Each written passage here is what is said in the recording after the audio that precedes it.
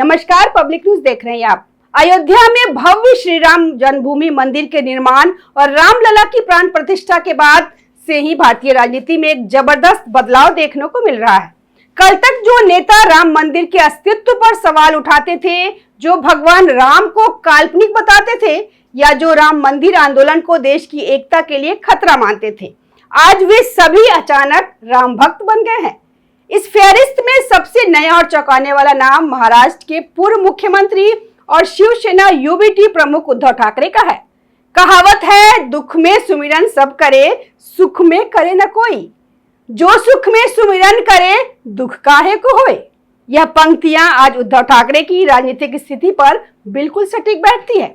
जब वे सत्ता के शिखर पे थे तब उन्हें राम और हनुमान याद नहीं आए, लेकिन आज जब उनकी पार्टी टूट चुकी है, सत्ता जा चुकी है और राजनीतिक जमीन खिसक चुकी है, तो उन्हें भगवान राम का सहारा नजर आ रहा है। उद्धव ठाकरे मुंबई के दादर स्थित एक प्रसिद्ध हनुमान मंदिर पहुंचे। वहां उन्होंने न केवल हनुमान चालीसा का पाठ किया, बल्कि भगवा कुर्ता पहनकर भगवान राम की आरती भी की। यह दृश्य उन लोगों के लिए बेहद चौंकाने वाला था जिन्होंने पिछले 5 वर्षों में उद्धव ठाकरे की राजनीति को करीब से देखा है। सत्ता गंवाने और अपनी पार्टी शिवसेना का नाम और निशान एकनाथ शिंदे गुट के हाथों खोने के बाद उद्धव ठाकरे अब चौतरफा घिरे हुए हैं। ऐसे में उन्हें लगता है कि हिंदुत्व कार्ड ही एकमात्र ऐसा सहारा है जो उनकी डूबती राजनीतिक नैया को पार लगा सकता है। उद्धव ठाकरे ने हनुमान मंदिर से राम रक्षा आंदोलन की शुरुआत करने की घोषणा की। इस आंदोलन का मुख्य मुद्दा अयोध्या के राम मंदिर में चढ़ावे की कथित चोरी का प्रकरण है। ठाकरे ने मांग की है कि मंदिर के चढ़ावे में हुई चोरी की निष्पक्ष जांच होनी चाहिए।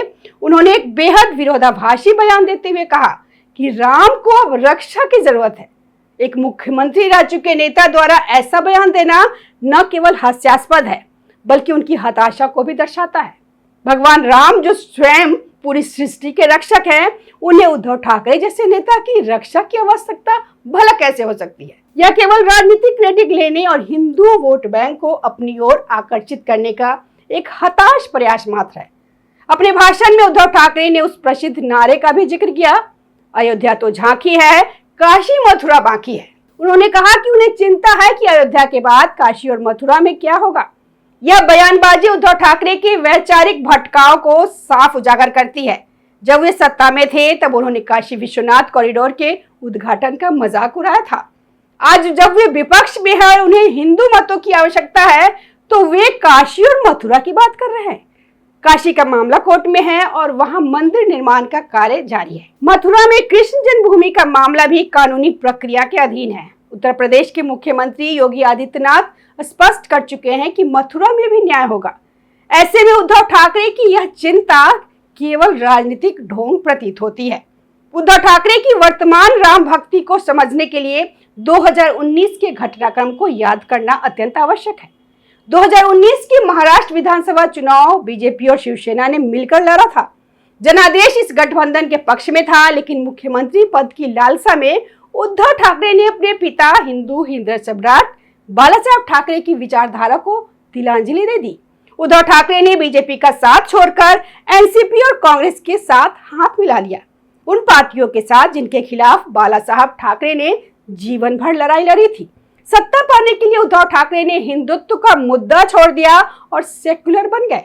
राजनीतिक पंडितों ने उन्हें मुस्लिम हृदय सम्राट की उपाधि तक दे डाली, क्योंकि वे मुस्लिम वोट बैंक को साधने के लिए हिंदुओं के मुद्दों से किनारा करने लगे थे। हिंदू वोटरों ने उद्धव ठाकरे की इस वैचारिक धोखे को स्वीकार नहीं किया। उनका मानना था कि उद्धव ने केवल कुर्सी के लिए बाला साहब के सिद्धांतों का सौदा कर लिया।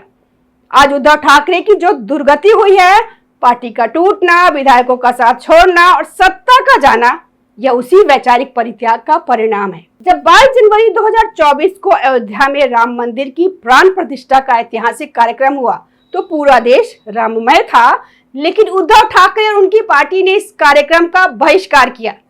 उनके सांसद संजय राउत ने इस दौरान बेहद अभद्र और नकारात्मक टिप्पणियां की।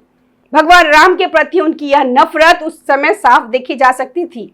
आज सत्ता जाते ही उसी राम मंदिर के मुद्दे पर आंदोलन करना उनकी राजनीतिक ढिठाई और अवसरवादिता का सबसे बड़ा प्रमाण है। उद्धव ठाकरे के वर्तमान हनुमान चालीसा पाठ को देखकर 2022 का वह काला अध्याय स्वतः ही याद आ जाता है।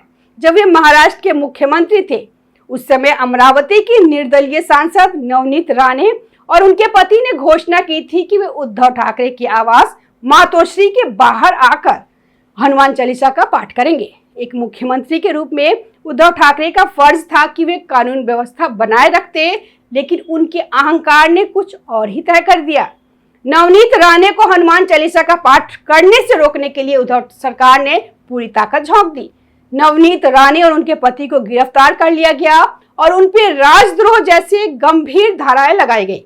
उन्हें कई दिनों तक जेल में रहना पड़ा। उस समय उद्धव ठाकरे को भगवान हनुमान और हनुमान चालीसा से इतनी नफरत थी कि पाठ करने की बात कहने मात्र पर एक महिला सांसद को जेल भेज दिया गया। मातोश्री के बाहर शिव सैनिकों ने गुंडागर्दी की, लेकिन सरकार मौन रही। यह वही उद्धव ठाकरे हैं जिनके घर के बाहर जब दूसरे समुदाय के लोग आकर नारेबाजी करते थे तो वे कोई कार्रवाई नहीं करते थे। आज उसी दादर में हनुमान मंदिर में जाके हनुमान चालीसा का पाठ करना उनके दोहरे चरित्र और राजनीतिक नौटंकी को बेनकाब करता है। उद्धव ठाकरे का हिंदुत्व के प्रति ढोंग लोकसभा में वक्फ संशोधन विधेयक के दौरान भी सामने आया।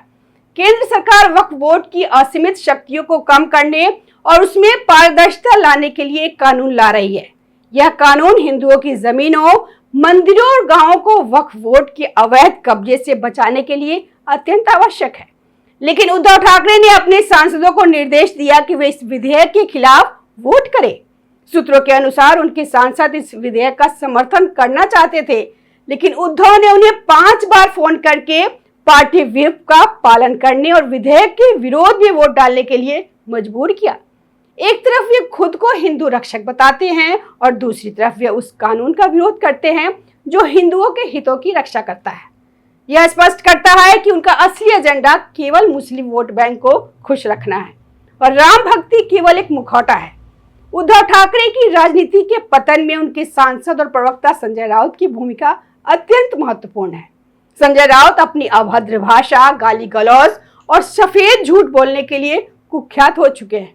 वे अपनी पार्टी को बचाने के लिए किसी भी हद तक झूठ बोल सकते हैं। हाल ही में संजय राउत ने एक नया शगुफा छोड़ा। उन्होंने दावा किया कि कांग्रेस के विधान परिषद सदस्य धीरज लिंगांडे को दल बदलने के लिए 20 करोड़ की पेशकश की गई। राउत ने यह नहीं बताया कि यह पेशकश किसने की, लेकिन उनका इरादा साफ था, बीजेपी और एकनाथ शिंदे सरकार पर कीचड़ उछालना। संजय राउत के इस झूठ का पर्दाफाश खुद धीरज लिंगांडे ने कर दिया। उन्होंने स्पष्ट रूप से कहा कि उन्हें किसी ने भी ऐसा कोई ऑफर नहीं दिया और वे संजय राउत के इस बयान से हैरान हैं।